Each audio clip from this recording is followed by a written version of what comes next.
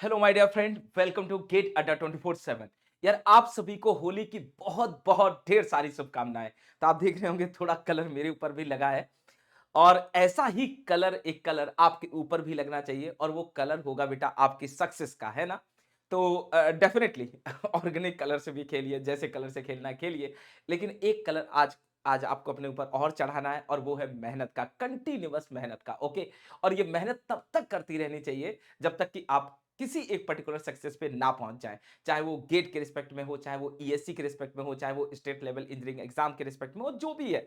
Like PSU के respect में तो कहीं ना कहीं तो बॉस पहुंचना है ना कहीं तो लाइक पहुंच के ठहरना है, थोड़ा लाइफ को भी एंजॉय करना है। कब तक किताबों के साथ पढ़ते रहेंगे या किताबों के साथ जीवन यापन करेंगे, है ना। तो जल्दी से अपनी पढ़ाई पूरी करिए, एक कंसिस्टेंसी के साथ अपनी स्टडी को फॉलो करिए, और जल्दी से जल्दी एक सक्सेस पाके फिर लाइफ को एंजॉय करिए, ठीक है। चलिए, so again I just want to tell you happy Holi my dear friend. तो आप देख रहे होंगे एक पोस्टर लगा है छोटा सा, अब चढ़ेगा रंग सिलेक्शन का, from the gate Adda 24/7 side. Okay. And my dear friend, you are having many discount, okay, like on the like occasion of Holi, we can say.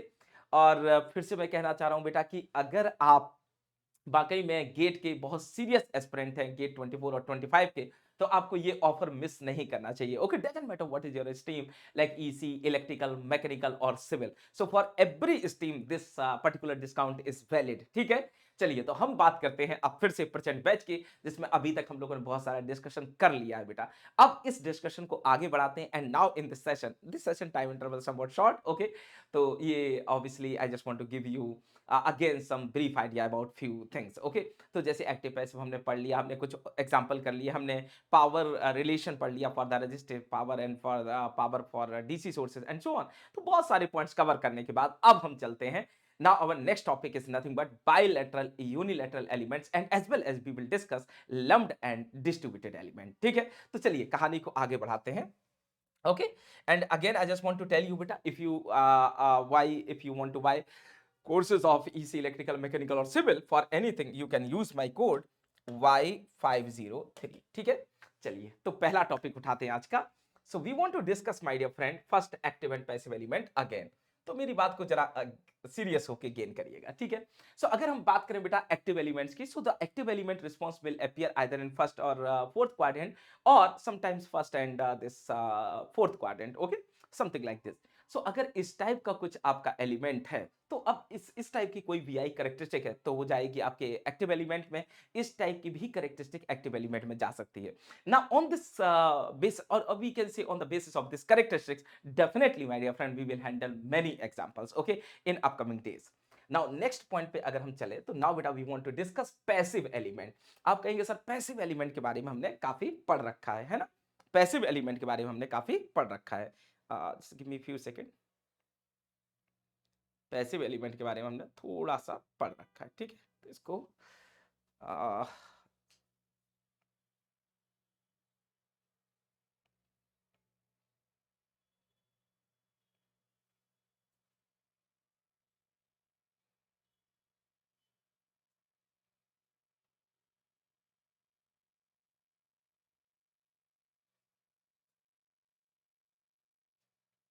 चलिए ये रखते हैं, है ना। तो अब I think picture quality will be better.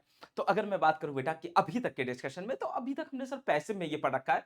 तो passive में अगर हम बात करें चाहे रजिस्टर, इंडक्टर और कैपेसिटर की, सो एक एक करके हम सभी पॉइंट्स पे बात करेंगे। बट एट दिस मोमेंट बेटा we want to discuss about resistance. तो जब भी हम लीनियर वीआई कैरेक्टरिस्टिक देखते हैं, तो this characteristic will be valid my dear friend for resistive case. So what we can write, sir, by Ohm's law we can write V is equal to IR. You are getting my point? V is equal to IR, ठीक है। Now beta, when we will write V is equal to IR, where R is nothing but ohmic resistance, इसको क्या बोलते हैं बेटा? Ohmic resistance. In other words beta, these resistance will offer us kind of linear characteristic in between voltage and current. So if you are having something like this characteristic, then we can say our element will be a passive element. So for passive element, our VI characteristic will appear in the first quadrant and in the third quadrant. Okay.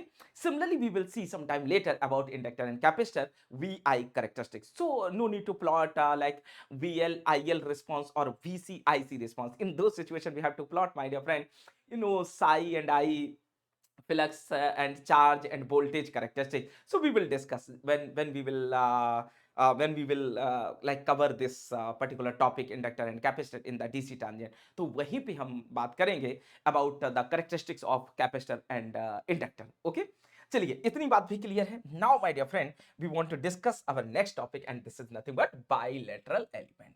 This is nothing but bilateral element. तो एक बार इस किस्से को जरा समझते हैं. It's a really very very fantastic beautiful topic of the network theory. Sir अभी तक जो बायलैटरल और यूनिलैटरल की डेफिनेशन पढ़ते रहे हैं उस डेफिनेशन में हल्का सा चेंज करना पड़ेगा और अगर आपने करेक्ट पढ़ी है तो डेफिनेटली आपको कोई चेंज करने की जरूरत है नहीं. ओके, लेकिन जनरली मैंने जितना ऑब्जर्व किया है फ्रॉम स्टूडेंट कम्युनिटी बेटा, they are really not familiar with the definition of bilateral and unilateral और प्रैक्टिकल और exactly definition of unilateral and bilateral. So I just want to put few questions in front of you and after that my dear friend we will discuss the definition of bilateral and unilateral. Okay, let us consider, okay, we are having voltage source, we are having current sources, independent, dependent, whatever. Similarly my dear friend, we are having some passive element, for example resistor, inductor, capacitor, transformer, motors and so on. And at the end we are having third case is nothing but alloy we can say. Okay, and next case we can say my dear friends semiconductor devices. So sir we are really we can say beta we are living in the society of electrical and electronics if we are an engineer. तो हमारे around में हर जगह क्या है kind of देखा जाए तो sir electrical और electronics instrument, in other words the arrangement of active passive and electronic devices components. Okay, तो sir question now going to be raise कि इतने सारे एलिमेंट होते हैं, अगर इन एलिमेंट को अलग अलग तरीके से जाना जाए तो बहुत सारे पैरामीटर्स होते हैं. उन्हीं में से एक पैरामीटर निकल के आता है bilateral and unilateral.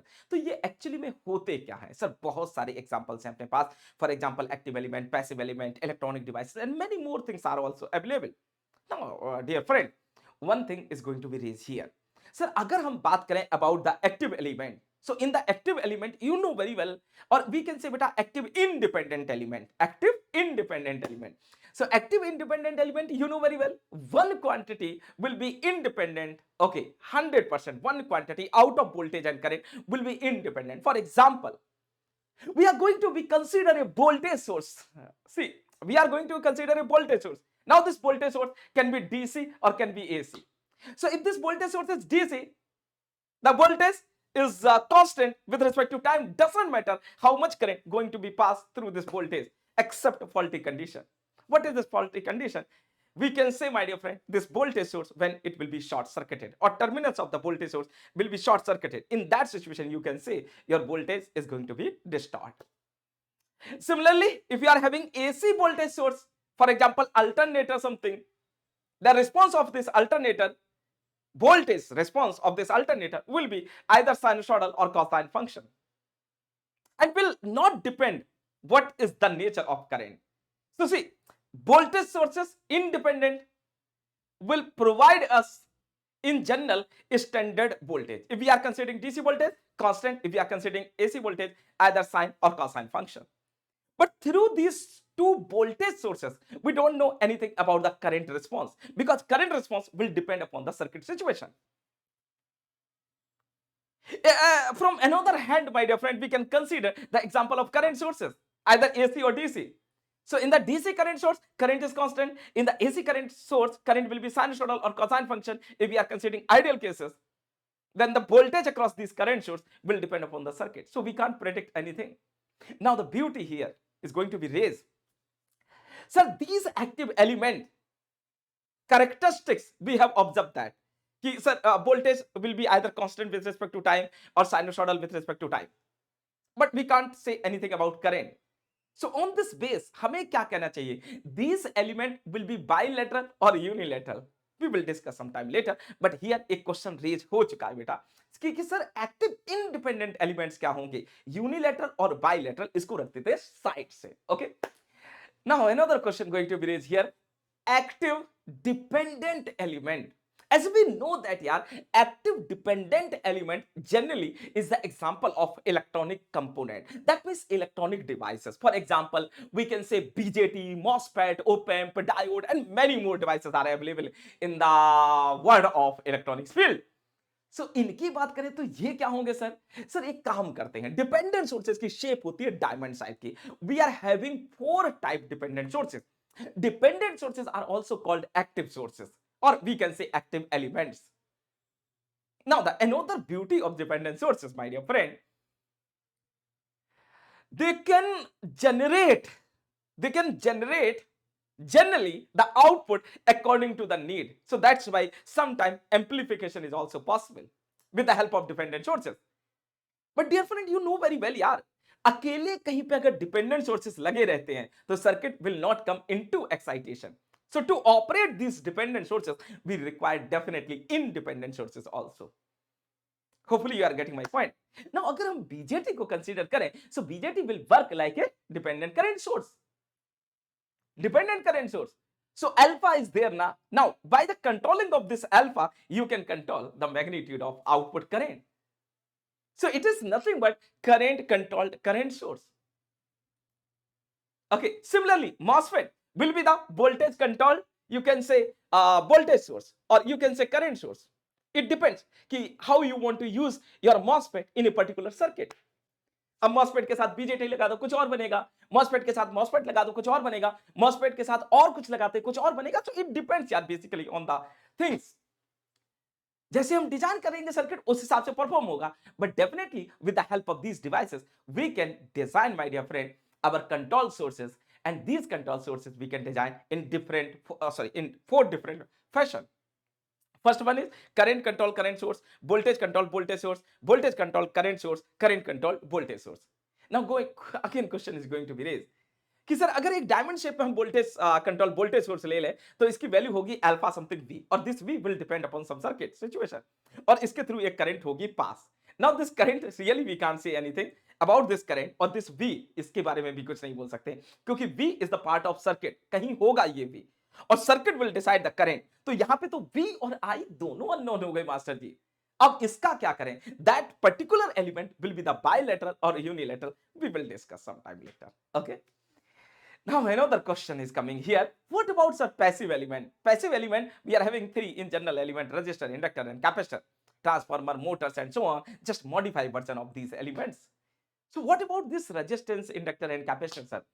Whether they will be the unilateral or bilateral? मैंने कहा सर रुको, अगर हम रजिस्टर, इंडक्टर और कैपेसिटर की बात करें, सो वी नो दैट यार जितना करंट रेजिस्टेंस में फ्लो होगा उसके हिसाब से वोल्टेज डेवलप होगा. ओके. जितना चार्ज कैपेसिटर में होगा उसके हिसाब से वोल्टेज डेवलप होगा. जितनी एनर्जी इंडक्टर में होगी उसके सॉरी जितनी करंट इंडक्टर में होगी उतने उसके हिसाब से एनर्जी डेवलप होगी. Psi is equal to L I and so on. तो हम साई और आई के बीच में भी कैरेक्टरिस्टिक प्लॉट कर सकते हैं. It is nothing but linear one. Okay. तो psi is flux linkage, I is the current through the inductor. So अगर हम बात करें passive element, active element, independent, dependent, और इन अदर वर्ड्स बेटा कोई भी एलिमेंट जो इस इलेक्ट्रिकल वर्ल्ड में एग्जिस्ट करता है, so those element definitely we can divide in 2 different category. First one is bilateral, second one is unilateral. Again I just want to ask to all of you one question my dear friend, कि sir ऐसा क्या हमें benefit मिल जाएगा, ऐसा क्या हमें benefit मिल जाएगा कि अगर हम मान लीजिए we are familiar with unilateral and bilateral, तो हमें ऐसा क्या बेनिफिट मिल जाएगा जो हमारे काम आ जाएगा? मैंने कहा हाँ यार ये तो क्वेश्चन आपका सही है. देखो बेटा, अगर आपसे कोई ये कह दे कि एक एलिमेंट है और उसकी वी आई करेक्टरिस्टिक्स ये है, समझिएगा मेरी बात, वी आई करेक्टरिस्टिक उसने प्रोवाइड कर दे, तो उस वी आई करेक्टरिस्टिक से आप उस एलिमेंट के बारे में बहुत ज्यादा बोल सकते हो.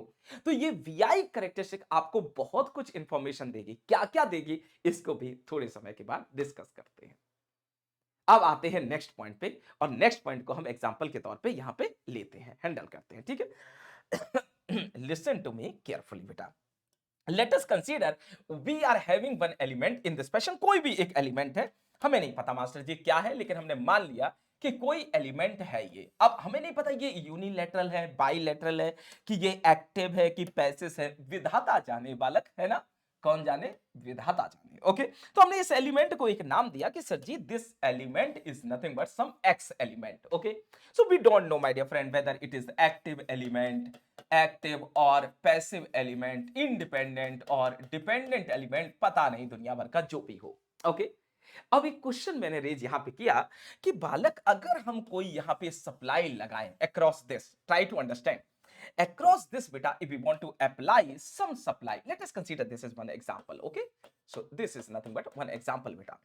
Now I just want to ask you very easy question beta कि अगर हम यहाँ पे एक सप्लाई लगाएं and this supply is AC or DC whatever, okay, this supply is AC or DC whatever, so according to this excitement definitely beta ji some current will flow somewhere here. इतनी बात clear है? तो इस current को हमने बोल दिया I. Hopefully you are getting my point. ये करंट हो गई I। अब मैंने आपसे ये कहा कि अगर ये V कुछ है, फॉर एग्जाम्पल बेटा मैं ये बोल दूं कि ये जो Vs है ना, Vs की वैल्यू कुछ V1 वोल्ट्स है। समझिएगा यार, है ना, दिल से पढ़ा रहे हैं। V1 की वैल्यू क्या है? V1 वोल्ट्स है। तो इस V1 वोल्ट्स की वजह से एक करंट फ्लो हुई I, इसकी वैल्यू को हमने बोल दिया I1 एंपियर फ्लो हुई है। समझिएगा मैं क्या कह रहा हूं कि सर यहां पे कोई V1 वोल्टेज लगाया जिसकी वजह से कोई I1 करंट फ्लो हुई और इस कैरेक्टरिस्टिक को हमने कहीं प्लॉट कर लिया, होल्ड कर दिया। अब एक बच्चा उठा, उसने कहा सर एक काम करो, ये जो आपका सर्किट है ना, क्या हम इसमें, आपने भाई ऐसे लगाया, मैं तो इसका सेकंड केस मानूंगा। मैंने कहा क्या मानना चाह रहे हो आप? आपने कहा सर आपने मान लीजिए केस 1 में इस तरीके से वोल्टेज लगाया, इस टर्मिनल को मैं ए बोल देता हूं, इस टर्मिनल को मैं बी बोल देता हूं। तो आपने sir ji A side positive लिया, बी साइड नेगेटिव लिया। In other words you have consider higher potential A side and lower potential चचा B side. So due to this reason sir your current is going to be passed from high to low potential. Now sir मैं एक change करना चाह रहा हूं, I want to apply same voltage जो आपने लगाया है sir, I want to apply same voltage जो सर आपने लगाया है, बस मैं ना इसकी पोलैरिटी चेंज कर देता हूं, बस मैं ना इसकी पोलैरिटी चेंज कर देता हूं। तो मैंने कहा ठीक है बेटा। आपने कहा सर मैं भी VS ही लगा रहा हूं, AC DC व्हाटएवर जो आपको मानना है, और इस VS की वैल्यू सर मैंने मान ली V1। ध्यान देना, मैंने मान ली V1 क्योंकि आपने जितना वोल्टेज लगाया उतना ही मैंने लगा दिया, PS equal to V1। But sir अब दो बातें होंगी मेरे केस में। ओके, क्या क्या बातें होंगी जरा चेक करना। Now sir current will flow in this fashion, और इस करंट को भी हमने I मान लिया। नाउ सर या तो I केस 1 हो जाएगा, या तो I will be equal to I1, या तो I बेटा will be equal to I1, या फिर second case I will not equal to I1। खेला समझ रहे हो? यानी कि सर जब पहले केस में आपने अपना वोल्टेज दिया यहां पे कोई किसी भी पर्टिकुलर एलिमेंट में, हमें नहीं पता चाचा कौन सा एलिमेंट है, हमें नहीं पता, active passive independent electronic device electrical core, हमें कुछ नहीं पता। Okay, we just applied one excitation here and due to this excitation here some current is going to be flow I, और हमने ये बोला कि सर हमारा जो एक्साइटेशन है वो V1 का है जिसकी वजह से कोई करंट I1 फ्लो हो रही है। आपने कहा रवि सर क्लियर है इतनी बात? तो मैंने अब ये कहा कि यार मेरे स्टेटमेंट में जो पहला वाला था उसमें कोई प्रॉब्लम नहीं है, लेकिन एक विद्यार्थी आप में से उठा, फॉर एग्जांपल शशांक ने बोला, संग ने बोला कि सर एक काम करो, यहाँ पे आपने जो पोलैरिटी ली है हम उसके अपोजिट ले लें। मैंने कहा ले लो। अब ये अपोजिट पोलैरिटी ली और सेम एक्साइटेशन लगाया है, लेकिन दो बातें हो सकती है सेम एक्साइटेशन से। आपकी करंट जो आई है वो I1 के बराबर हो जाए, मतलब मेरी जो करंट आ रही थी वही आपकी आए, बस डायरेक्शन चेंज हो जाए। या ये भी तो हो सकता है कि I is not equal to I1। आपने कहा सर ये कैसे होगा? तो इसको समझने के लिए दो एग्जांपल लेते हैं। चलिए फिर से आगे बढ़े। तो पहला एग्जांपल जैसे मैंने ऐसे कंसीडर किया बेटा कि मैंने ये बोला कि we are considering some resistance ऐसे, और इसके अक्रॉस मैंने 10 वोल्ट की वैल्यू लगाई और ये 1 ओम रेजिस्टेंस है, और ये टर्मिनल ए बोल दें ये बी बोल दें, तो कितनी करंट फ्लो होगी चाचा? आपने कहा सर 10 वोल्ट यहां 1 ओम यहां, तो यहां पे करंट फ्लो हो गई 10 एंपियर। शशांक ने कहा सर आप ही के एग्जाम्पल को मैं ऐसे ड्रॉ कर रहा हूं कि हमने ना सर 1 ओम का रेजिस्टेंस लिया और इस बार सर हमने बी को हाई ए को लो कर दिया 10 वोल्ट, तो हमारी करंट कितनी फ्लो हुई? हमने कहा शशांक तुम ही बताओ। शशांक बोले कि सर बी टू ए जो 10/1 10 एंपियर करंट फ्लो होगी। तो इसका मतलब क्या है बेटा? अपने उदाहरण के तौर पे हम ऐसे लिख सकते हैं कि सर अगर ये वोल्टेज हमारा V1 है तो ये करंट हमारी I1 हो गई, तो यहाँ पे V1 की वैल्यू 10 वोल्ट है, तो I1 कितना आ रहा है? 10 एंपियर आ रहा है। तो शशांक ने कहा सर हमने भी तो V1 आप ही का वोल्टेज लिया है 10, और I की जो वैल्यू है वो भी 10 एंपियर आ रही है I1 की वैल्यू। यानी कि सर आप और हमारा केस बिल्कुल सेम है, यानी कि आपने जो पोलैरिटी ली है हमने जस्ट उसकी अपोजिट ली है। ओके, तब उस केस में भी करंट सेम फ्लो हो रही है। यानी कि चाहे सिचुएशन ये हो चाहे सिचुएशन ये हो, इन दोनों में बेटा पावर सेम डिसिपेट होगी, वोल्टेज और करंट सेम रहेगा। इन other words the ratio of voltage और करंट इन दिस सिचुएशन और the ratio of voltage and current in this situation will be exactly same. आपने कहा ठीक है सर, इतनी बात हम आपके क्लियर समझ गए। तो मैंने कहा देखो बेटा, अगर मैं यहां से आपसे कहूं कि what will be the VAB divided by IAB, तो आपने कहा sir VAB divided by IAB, तो वीएबी कुछ और नहीं है सर V1 है, और आईएबी कुछ नहीं है सर I1 है। आईएबी मतलब दिस वन बेटा, तो इसको हम लिख दें V1 डिवाइडेड बाय I1, और V1 by I1 is nothing but sir 10 by 10 is equal to 1 ohm है। तो आपने कहा वो तो पहले ही लिखा था, मैंने कहा वो आ भी रहा है। ओके, नहीं भी लिखते तो भी आ जाता। जैसे जैसे मान लो यहाँ पे बेटा 1 ओम नहीं लिखा है, आप 10 बाई 10 करोगे तो 1 ही ओम तो आएगा। तो ऐसे ही सर सेकेंड केस में अगर हम लिखें तो VAB by IAB is equal to V1 by I1 is equal to बेटा 1 ओम। ओके, आ गया। यानी कि sir either we measure impedance of this element from terminal A to B or B to A, in both situation our impedance will be exactly same। एक बात, अब ये क्या है, बायलैटरल है यूनिलैटरल हमें नहीं पता चाचा, ये बाद में देखेंगे, लेकिन सर दोनों सेम आ रहे हैं। दोनों क्या आ रहे हैं? सेम आ रहे हैं। ओके, चलो इस कहानी को थोड़ा सा और पेंच देते हैं, है ना, थोड़ा सा और फोर्स देते हैं और समझते हैं कि क्या स्टोरी है। आपने कहा सर ये कहानी को अगर हम समझें तो कुछ ऐसी क्वाड्रेंट में बनेगी, ध्यान देना, कुछ ऐसी क्वाड्रेंट में बनेगी। सर पहले केस में जब हम V और I को पॉजिटिव ले रहे तो मैंने इसको इसको बेटा मैंने V मान लिया और इसको मैंने I मान लिया, ठीक है। तो पहले केस में मान लीजिए जो मैं केस कर रहा था बेटा, उसमें मैंने आई और वी के यहां प्लॉट कर दिया कि जैसे जैसे आई में चेंज होगा वी में चेंज होगा। तो शशांक वाला केस आया तो शशांक ने कहा सर मेरा वी और आई आपके अपोजिट है, तो वो यहां आएगा फोर्थ क्वाड्रेंट में। तो देखो पैसिव एलिमेंट बनने लगा। अब शशांक ने ये कहा कि सर जितना आपका यहां पे रेजिस्टेंस आ रहा है उतना ही तो रेजिस्टेंस हमारा आ रहा है। इसका मतलब impedance of element in the quadrant 1 is equal to impedance of the element in the quadrant 3। अगर वो इक्वल हैं तो दोनों साइड में बराबर करंट फ्लो होगी, अगर एक्साइटेशन सेम है तो। सुंदरता की पराकाष्ठा क्या है यहां पे पॉइंट, अगर सर एक्साइटेशन सेम है तो डेफिनेटली दोनों में करंट सेम फ्लो, सॉरी दोनों साइड में करंट सेम फ्लो होगी, और जिसकी वजह से आपको इंपीडेंस सेम देखने को मिलेगा या रेजिस्टेंस सेम देखने को मिलेगा। ठीक है। आपने कहा सर एक और एग्जांपल लो, मैंने कहा देखो बेटा, अगर मैं आपसे ये कहूं we are having series combination of RL and here बेटा we apply 100 sin omega T where omega equal to 314 मान लें, तो आप ऐसे वोल्टेज लगाओ तो जो करंट फ्लो होगी, या उल्टा वोल्टेज लगा दो जो करंट फ्लो होगी, दोनों तो बात एक ही है, यानी कि दोनों केस में आपको सेम इंपीडेंस ऑफर होगा। So I just want to tell you बेटा the slope of this function, ध्यान देना इसको हम स्लोप 1 बोलते हैं, slope 1, okay slope 1, and this is nothing but बेटा स्लोप 2। ओके, हालांकि ये फंक्शन आप एक कह सकते हो लेकिन हम अलग अलग एनालिसिस कर रहे हैं बेटा, तो इसको स्लोप 1 बोल दिया, इसको स्लोप 2 बोल दिया, और मैंने ये लिख दिया कि इफ हियर, ऐसे लिख देते बेटा, here slope 1 is equal to slope 2। अभी तो क्लियर है, स्लोप 2। अब ये स्लोप 1 और स्लोप 2 आएंगे कब? ये सर तब आएंगे, जरा ध्यान से समझता सुंदरता को बेटा, ये तब आएंगे सर जब यहां पे जो करंट है वही करंट यहां हो। कब? जितना वोल्टेज यहां दिया उतना ही वोल्टेज यहां दो। अभी समझ रहे हो, जितना वोल्टेज यहां दिया उतना ही वोल्टेज यहां दो, तो सेम करंट आपको मिलेगी। हटाएं इस पॉइंट को।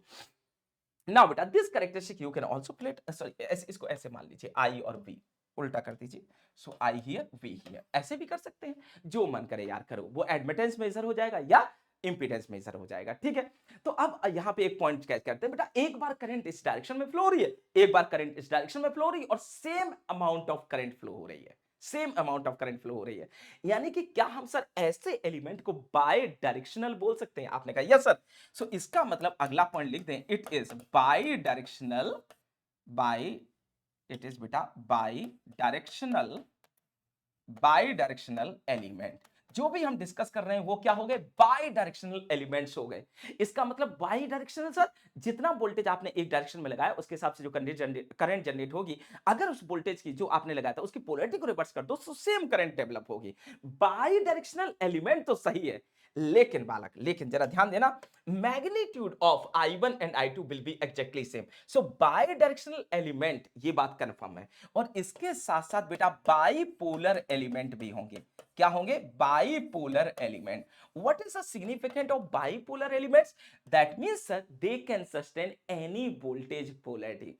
Sir they can sustain any voltage polarity, मतलब देखो ऐसा है कि अगर एक रेजिस्टेंस आपने ऐसे लिया बेटा और यहां पे हमने लगा दिया 100 वोल्ट, तो इसकी वजह से करंट मान लो 10 एंपियर फ्लो हुई, तो ये 10 ओम हो गया।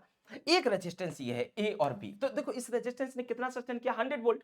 और ऐसे ही बेटा अगर यही रेजिस्टेंस आप फिर से ले लो 10 ओम और इस पोलैरिटी के साथ 100 वोल्ट लगा दो, तो भी तो इसमें करंट बेटा 10 एंपियर फ्लो होगी। देखो वोल्टेज क्या कर रहा है, सेम ब्लॉक कर रहा है। इसे हम बोलते हैं बाइपोलर। इन अदर वर्ड्स बेटा कि ये जो एलिमेंट है वो सेम वोल्टेज सस्टेन कर लेंगे। ऐसा नहीं है कि एक केस में आपने लगाया तो वोल्टेज लग गया, दूसरे केस में लगाया तो डैमेज हो गया, ऐसा नहीं होगा। So on this base we can say बेटा बाई पोलर एलिमेंट। इसका मतलब क्या हुआ सर, अगर इस कैरेक्टरिस्टिक को हम समझें तो we can say something like this in the ideal case. मतलब सर ये जो एलिमेंट है दे कैन, बहुत ध्यान समझना, they can pass current in either direction, they can block voltage of either polarity. But एक बात ध्यान रखना, जितना वोल्टेज यहां है उतना ही वोल्टेज यहां है, जितनी करंट यहां है उतनी ही करंट यहां है। ओके, इसको मैं लिखा हुआ भी दे दूंगा, ठीक है, यहां तक क्लियर है। सो दिस इज द बेटा beauty of such type of elements. So जितना V ये यहां पे ब्लॉक कर रहे हैं, उतना ही V ये नेगेटिव में ब्लॉक कर सकते हैं। इस V की वजह से जो करंट फ्लो होगी, इस माइनस V की वजह से उतनी ही करंट फ्लो होगी। तो मैंने इसे V1 V1 I1 I1 बोल दिया। अब तो क्लियर है, जब आप V1 पॉजिटिव लगाओगे तो I1 करंट फ्लो होगी, जब आप V1 नेगेटिव लगाओगे तो I1 करंट फ्लो होगी। यानी कि आपको बेटा चारों क्वाड्रेंट को एक साथ ना फॉलो करके एक बार इसको फॉलो करना है ग्रीन कलर को, और एक बार बेटा आपको येलो कलर को फॉलो करना है। ठीक है, इतनी बात क्लियर है, समझिएगा बात को, है ना। तो ये ऐसे नहीं डायरेक्टली आप ऐसे बोलते सर ठीक है हो गया, नहीं, समझो। पहले केस में ग्रीन, दूसरे केस में येलो। यानी कि अगर आप नेगेटिव वोल्टेज लगाते हो तो नेगेटिव में करंट पास हो जाएगी। सो this is not negative positive, this is negative one, this is negative one, this is negative one. ठीक है, हो गया, this is negative one. Okay, done, ये हो गया।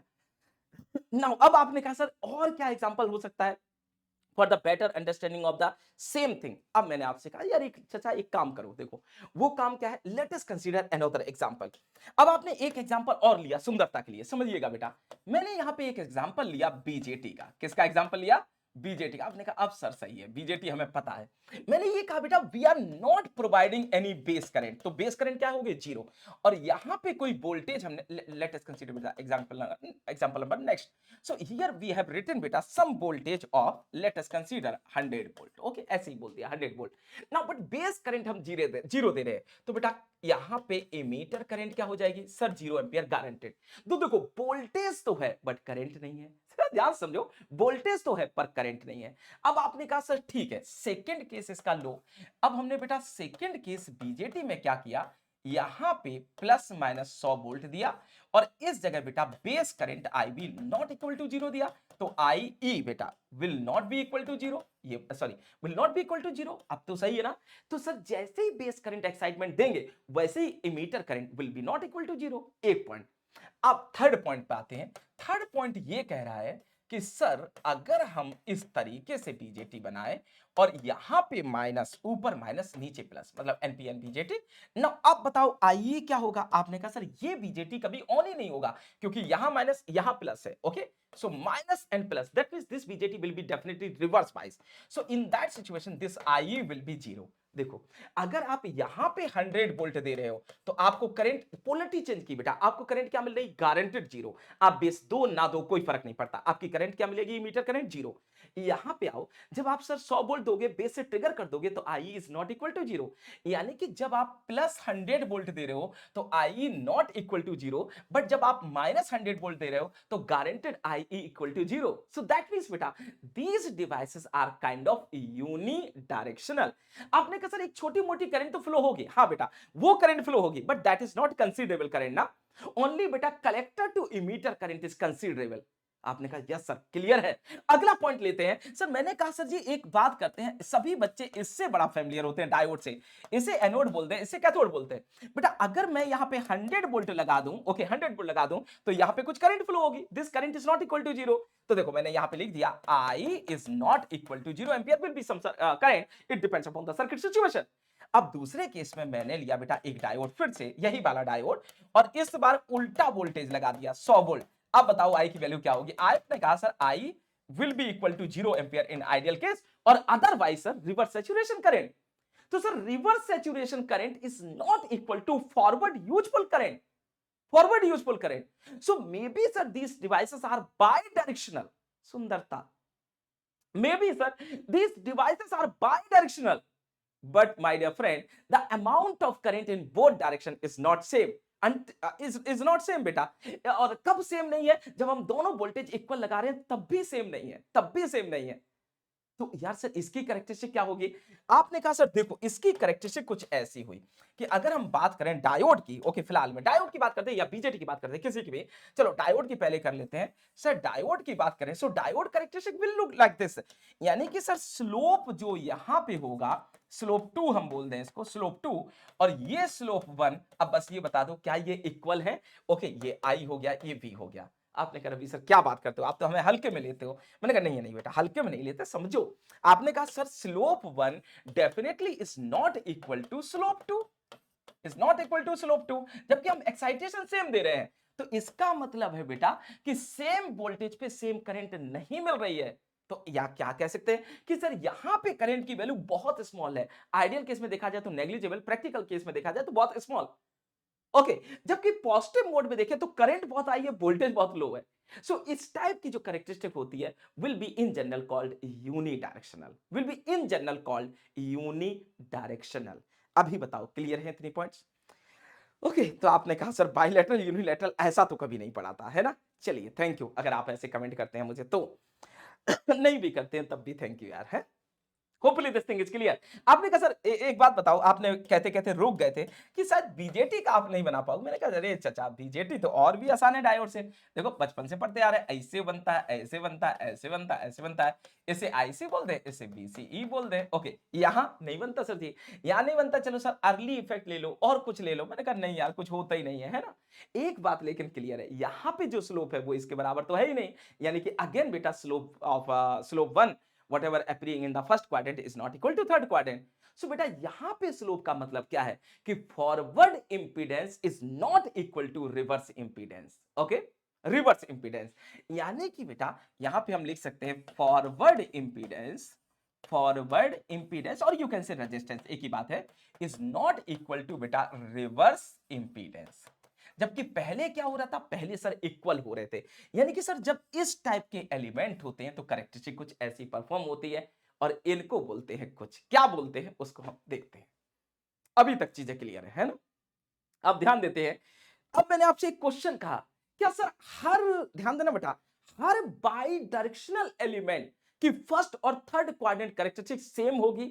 आपने कहा नहीं रवि सर, अब आप पगलेट नहीं बना सकते। नहीं, आपको यह बोलना पड़ेगा हर बाई डायरेक्शनल एलिमेंट जिसमें सेम एक्साइटेशन से सेम अमाउंट ऑफ करंट दोनों डायरेक्शन में फ्लो हो, वो एलिमेंट बाइलेटरल कहलाते हैं।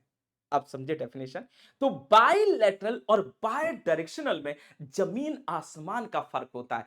Every bilateral element will be the bidirectional, but every bidirectional element may or may not be bilateral. Okay, another beauty, every unidirectional element guaranteed will not be bilateral, और जो bilateral नहीं है उसको हम unilateral बोलते हैं। So bilateral और unilateral specified for impedance characteristics specially. So when the when the impedance of first quadrant is not equal to the third quadrant बेटा, then these elements are called unilateral, और if both are equal then they are called bilateral. अभी बताओ कभी भूलोगे life में? नहीं sir, hopefully तो आप कभी नहीं भूलेंगे। Now the definition of bilateral is nothing but बेटा, जितना इंपीडेंस आपको फर्स्ट क्वाड्रेंट में मिल रहा अगर उतना थर्ड में मिल जाए तो बाइलेटरल है, अदरवाइज कह देना यूनिलेटरल है। होपफुली आपने 3 पॉइंट समझ लिए हो जाए। अब इन पॉइंट्स के बेस पे बेटा मैं आपको कुछ डेफिनेशन से रूबरू कराना चाह रहा हूं। तो क्या डेफिनेशन लिखी है? In the bilateral element the property of elements does not change with change of direction of supply current और पोलैरिटी ऑफ सप्लाई वोल्टेज। मतलब as a source you can use current और वोल्टेज, दोनों के respect में मैंने लिखा हुआ है। अब पॉइंट देखिए महाभारत टाइप के, in bilateral elements the property of element does not change with change of direction of current और polarity of supply voltage. Another point, the bilateral elements allows the same amount of current in both direction with same voltage of either polarity, as I told you. Now elements having same impedance through out the characteristic, same impedance होगा, कभी change ही नहीं होगा, okay कभी change ही नहीं होगा। So these are the points और valid point for the bilateral. And another point बेटा, एवरी, ध्यान देना, every bilateral elements will be the bidirectional, but every bidirectional element may or may not be bilateral, okay। अगले point पे चलते हैं, क्या point मैंने लिख रखा है। फॉर एग्जाम्पल बेटा, अगर मैं बात करूं resistor, inductor, capacitor, triac and diac, resistor, inductor, capacitor and triac and diac, तो अगर इन सब की हम बात करें यहां पे, है ना, तो इनकी वी आई कैरेक्टरिस्टिक ड्रॉ कर सकते हैं, रेजिस्टेंस की, इंडक्टेंस की, कैपेसिटेंस की। जरूरी नहीं वी आई करो, आप क्यू वी कर सकते हो, आप साई आई कर सकते हो, फाई आई कर सकते हो, okay, triac, diac and so on. ये सारे किसके एग्जांपल होते हैं बेटा, एग्जांपल ऑफ बाइलेटरल एलिमेंट्स, ठीक है, bilateral elements, please mind it. आगे बढ़े तो बाइलेटरल एलिमेंट्स की अगर कैरेक्टरिस्टिक्स पे जाए, फॉर एग्जांपल ध्यान दीजिएगा बेटा, I just want to consider V I characteristic for resistance, यानी कि आई यहां लिखा, वी यहां लिखा, और बेटा आई वी कैरेक्टरिस्टिक की बात करें, so it will look like something bilateral. ऐसे ही बेटा अगर हम इसकी बात करते हैं, इसकी सॉरी इंडक्टर की, तो हमने साई यहां लिखा, आई यहां, या उल्टा कर देते हैं, आई यहां लिखा बेटा, साई यहां लिखा, and that will also be something like this inductor, okay, psi is equal to L I से। नाउ बेटा अगले पॉइंट पे चले हम लोग, और अगले पॉइंट पे चले, जैसे कंसीडर कर ले, नाउ बेटा we want to consider triac, okay. So triac की कैरेक्टरिस्टिक कैसी होती है, triac characteristic will look like this one. Triac characteristic देखो सेम मिल रहा है हर जगह, ओके, हर जगह सेम मिल रहा है, तो ट्राइक को भी हम किस श्रेणी में डाल देते हैं, बाइलेटरल की श्रेणी में, आई एंड वी, ओके। अगले पॉइंट पे आते हैं डाइक, अगले पॉइंट पे आते हैं बेटा diac. So I and V and diac characteristics will look like बेटा something this, diac characteristic will look like something this, okay. तो ये देखिए सभी की कैरेक्टरिस्टिक हर इंस्टेंट पे आपको क्या मिल रही, सेम। आपने कहा सर ये तो ट्रांजिएंट पीरियड, उसको छोड़ दो, स्टडी स्टेट में देखो, स्टडी स्टेट में always you will get same, okay. Now अगले पॉइंट पे आते बेटा, now we want to discuss, एक सेकंड बेटा, यूनिलैटरल के पॉइंट्स कहां गए, उनको ढूंढ लें, क्योंकि हम अगले टॉपिक पे चले गए लम्प्ड एंड डिस्ट्रीब्यूटेड पे। सो यस, ये रहा बेटा, ओके, ये पेज था अपना unilateral, okay. So now we want to discuss unilateral. आपने कहा सर समझ गए ना, जो बायलैटरल नहीं वो यूनिलैटरल है, खत्म। एंड इन यूनिलैटरल एलिमेंट्स बेटा the property of elements change with change of the direction of supply current or polarity of supply voltage, for example diode, BJT, MOSFET and so on, okay। Unilateral elements allow the different amount of current in both direction with same voltage of either polarity or will allow current in single direction, दोनों में भी हो सकती है, single में भी हो सकती है, ओके। तो ऐसा मत कहिएगा कि यूनिलैटरल मतलब यूनिडायरेक्शनल, नहीं, यूनिलैटरल मतलब वो एलिमेंट जिनमें सेम अमाउंट ऑफ वोल्टेज से करंट सेम नहीं आ रही है दोनों डायरेक्शन में, ओके। नेक्स्ट बेटा, element having different impedance in different region, please keep these points in your mind। so example of unilateral, many examples we are having। तो अब आप बाधित नहीं रहे हैं, और आप रेस्ट्रिक्ट मत करिए खुद को कि ओनली एग्जांपल इज डायोड, नहीं, सामने देखो diode, BJT, MOSFET, IGBT, SCR, voltage and current sources, GTO etcetera. मतलब वो जो डिस्कस किए थे active, independent and dependent element, all elements will come into the category of unilateral. मतलब sir independent voltage source, current source, dependent voltage source, current source will be the unilateral, okay. Diode, BJT, MOSFET, IGBT, SCR, GTO all are unilateral, okay. Bilateral में गिने चुने element आते हैं, और unilateral से दुनिया भरी पड़ी है, ध्यान दीजिएगा। इतनी बात भी क्लियर है बेटा? बोलते रहे सभी लोग, इतनी बात भी क्लियर है, ओके। चलिए आगे बढ़े, ठीक है बालक, आगे बढ़ते हैं, आगे बढ़ते हैं, चलो आगे बढ़े। बीच बीच में देखना पड़ता है, कुछ वॉइस वगैरह इधर उधर तो नहीं हो गई, अदरवाइज पूरी रिकॉर्डिंग फिर ऐसे ही हो जाती है। सो नेक्स्ट बेटा, यूनिलैटरल एलिमेंट्स। सो यूनिलैटरल के एग्जांपल आपने बहुत सारे देख लिए, इन्हीं एग्जांपल में से एक कैरेक्टरिस्टिक मैं बना देता हूं। Sir this is the diode characteristic, बाबू ये किसकी है, sir this is the diode characteristics.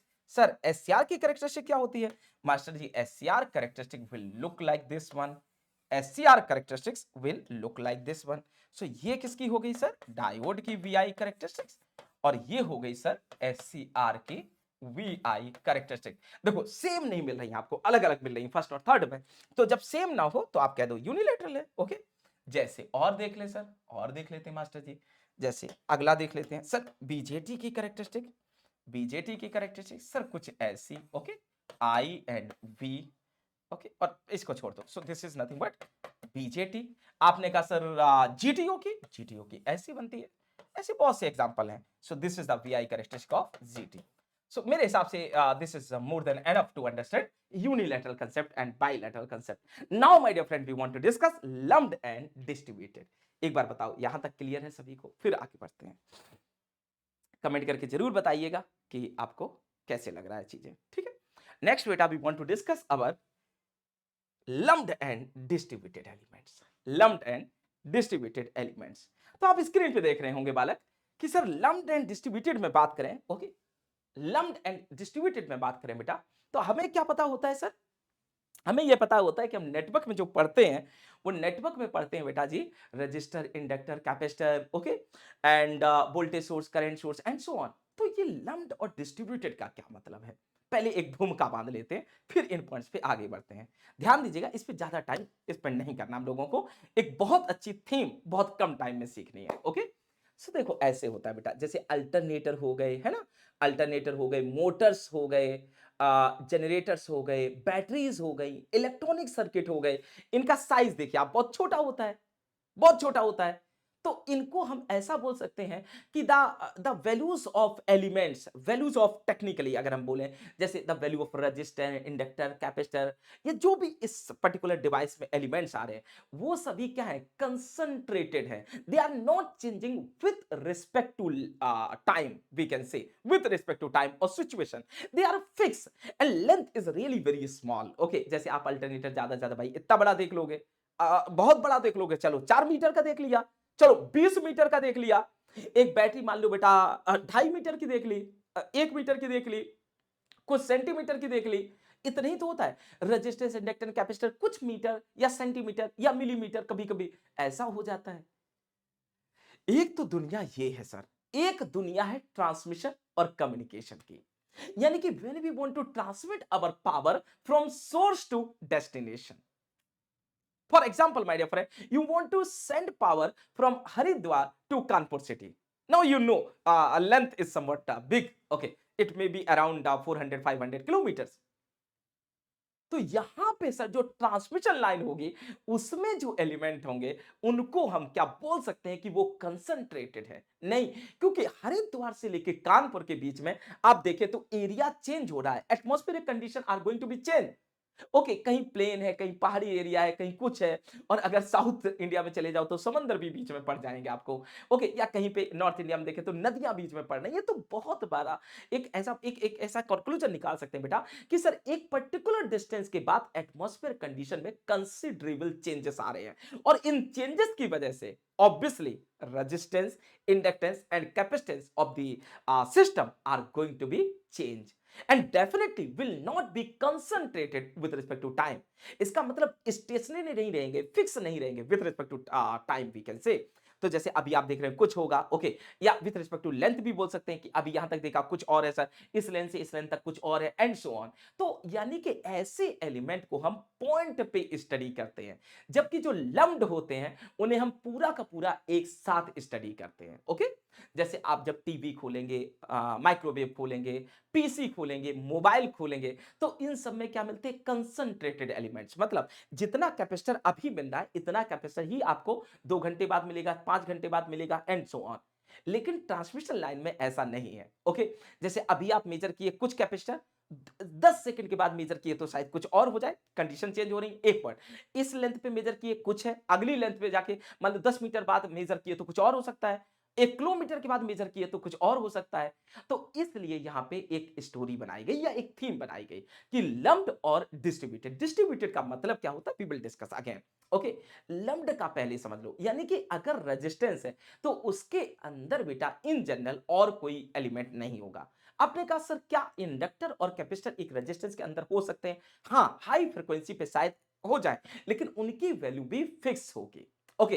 यानी कि आप इंडक्टर, रजिस्टर और कैपेसिटर को सेपरेटली मेजर कर सकते हैं। क्या कर सकते हैं?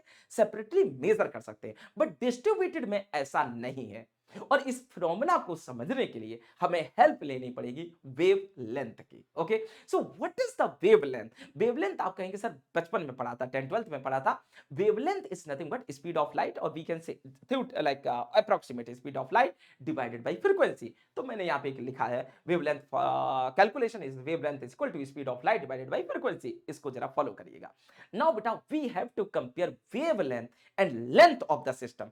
इफ द वेवलेंथ, सुनिएगा बात को, if the wavelength is very very very very higher than length of the system, then our system will come into the category of lumped, otherwise distributed, बस इतनी कहानी आपको समझनी थी और कुछ भी नहीं। ओके, चलिए जैसे इस सिस्टम की बात करते हैं। Okay, so let us consider, बेटा बहुत ध्यान से समझिए, अगर हम ये कह दें यहाँ पे कि सर जी क्या आप मेरी हेल्प करेंगे अच्छे से समझने में, है ना, कि सर जी ये एक बल्ब है, ये कोई कंडक्टर है और ये बैटरी है। अब ये बैटरी से बल्ब अगर ऑपरेट हो रहा है तो इस कंडक्टर की लेंथ क्या होगी? आपने कहा सर बहुत ज्यादा हुआ, एक घर में लगाएंगे भाई, ऐसा तो ना पड़ोसी घर में जाके लगा देंगे। चलो एक घर में हम लगाते हैं, इसको हम मान लेते हैं 100 मीटर, कोई दिक्कत तो नहीं है बेटा, 100 मीटर है ना, ये हो गया 100 मीटर। ओके, नाउ बेटा फ्रीक्वेंसी, सर फ्रीक्वेंसी तो डीसी में होती ही नहीं है, तो यानी कि सर डीसी में क्या होगा? मैंने कहा यार डीसी में रुक जाओ, डीसी में जब हम बात करते हैं तो it is independent upon frequency. तो थोड़ी देर के लिए क्या हम इसको एसी मान लें, फिर डीसी पे आते हैं। तो इसको हमने मान लिया कि सर ये 50 हर्ट्ज का एक अल्टरनेटर है। क्या है? 50 हर्ट्ज का अल्टरनेटर है। तो इसके हिसाब से बेटा इसकी वेवलेंथ क्या होगी? तो आपने कहा sir lambda equal to 3 into 10 to power 8, sorry positive 8 is the speed of light divided by frequency is 50। तो इसकी लेंथ हो गई बेटा जी इसको ऐसा कर दे, अब वेट मिनट, कितना आ जाएगा, या 3 को क्या बेटा वो करें, जरूरत नहीं है, ठीक है।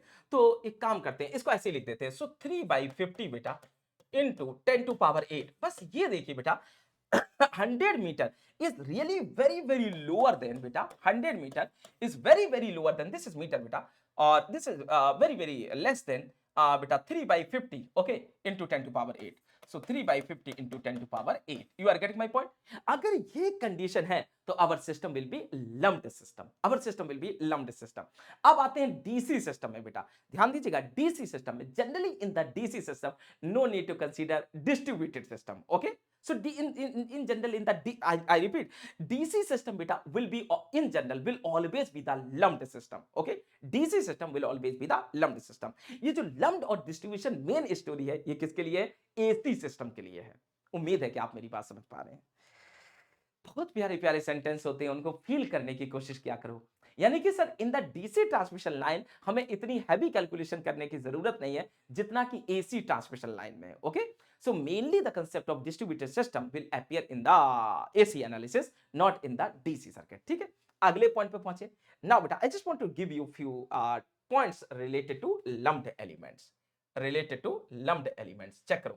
So if the size of an element is smaller than the wavelength, which is really very very important point, the size of an element is smaller than the wavelength of the applied signal, then it is called lumped element, as I told you earlier। okay, in lumped element the effect of wave propagation can be neglected। okay, next point beta, the physical dimension of lumped element make it so that signal do not vary over the interconnection interfacing them। okay, यानी कि चीजें हमारी जो lumped system में होती है वो बहुत ज्यादा distorted नहीं होती, in other words travelling wave phenomena नहीं होता and so on, characteristic load impedance ये सब नहीं देखना है। ओके, अगले पॉइंट पे there are only minimum phase difference between the input and output signal in the lumped system.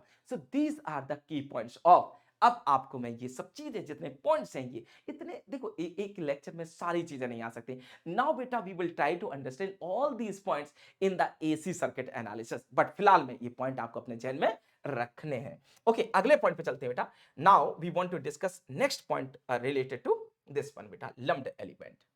Okay, ध्यान दीजिएगा, लम्प्ड ही चल रहा है अभी। The size of the lumped element is less than 120 times of the operating guided wavelength. So this data I have taken from IEEE।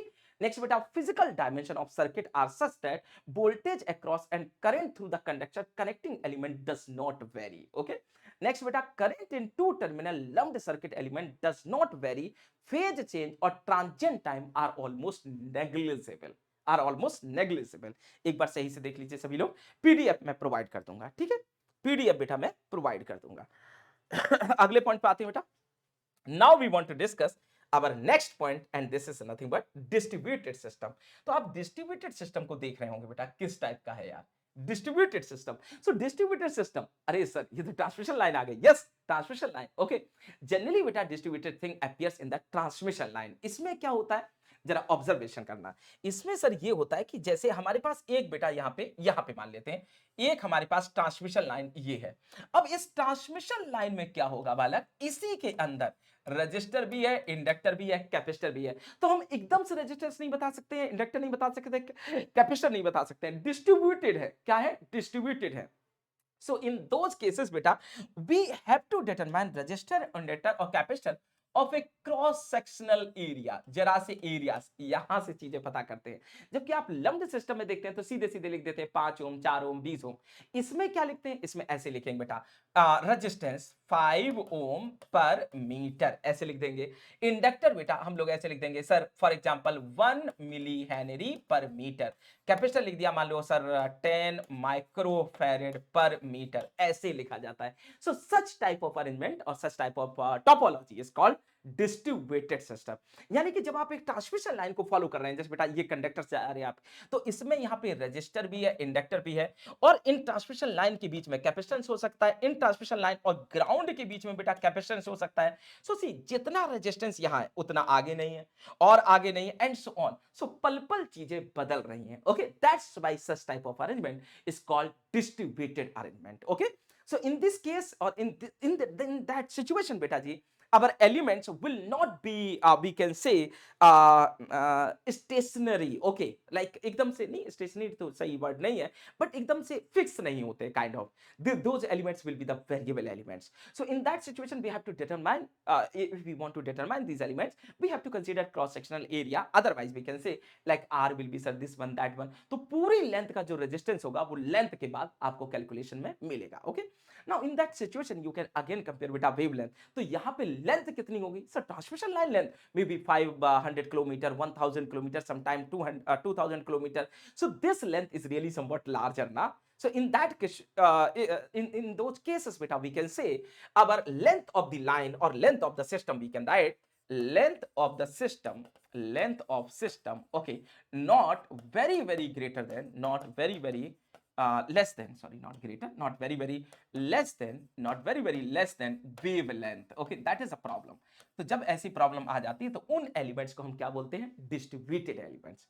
Okay, तो मुझे बताइएगा सारे पॉइंट्स क्लियर है, कमेंट बॉक्स में जरूर बताइएगा। ओके, नाउ बेटा about distributed points I just want to write और want to give you few key points again। okay, so when conventional lumped element are difficult to implement at microwave frequencies, distributed element are used instead। okay, that means बेटा जैसे आप बहुत सारी चीजें को देखिए, जैसे अगर हम बात करें रेडियो फ्रीक्वेंसी की, अगर हम बात करें बेटा हायर फ्रीक्वेंसी रेंज की। ओके, जैसे आपने देखा होगा कि sir when we will discuss high frequency range, okay, so definitely resistance of the body is going to also be changed। or in the beta capacitor equivalent circuit, you sometimes you can judge beta we are having some ESR effective series resistance, ESL effective series inductance and many more things are there।